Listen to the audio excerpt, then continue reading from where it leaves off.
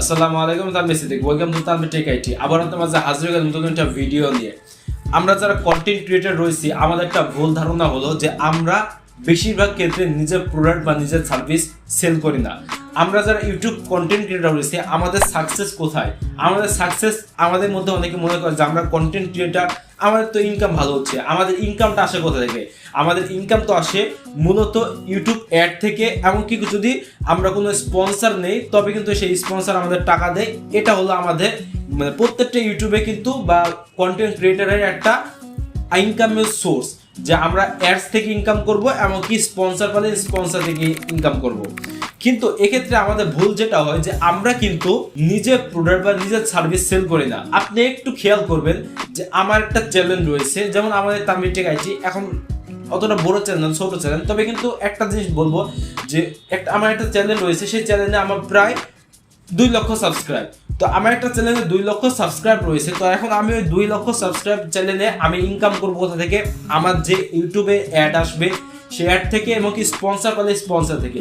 কিন্তু এক্ষেত্রে আমরা বুঝি না যে আমাদের সেই চ্যানেলে আমরা কেন মানুষের স্পন্সর নিব।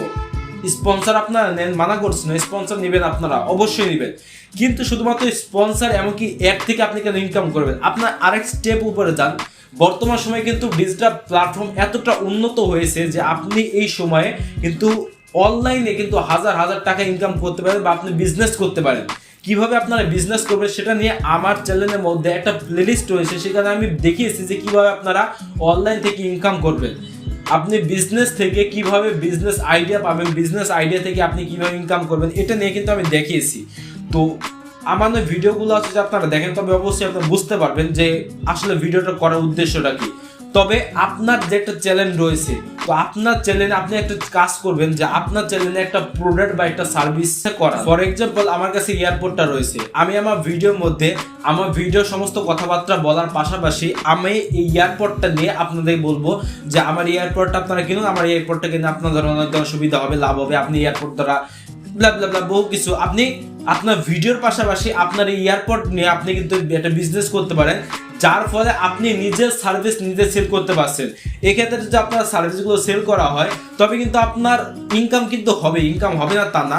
তো আপনি চেষ্টা করবেন যে নিজের সার্ভিস বা নিজের একটা প্রোডাক্ট আপনার চ্যানেলের মধ্যে সেল করার জন্য, বা আপনার প্রোডাক্টগুলো আপনার মানুষের কাছে শো করার জন্য।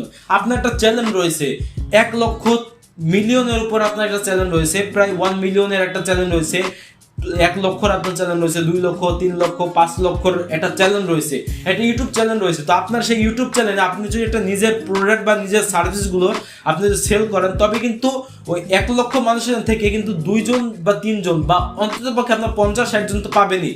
তো আপনি 50-60 জনের কাছে যদি আপনি একটা ভিডিওর মাধ্যমে যদি আপনি 50-60টা যদি প্রোডাক্ট সেল করতে পারেন, তবে কিন্তু আপনার লোকসান কোথায়? এখানে ক্ষেত্রে কিন্তু আপনার একটু হলেও উপকার হলো।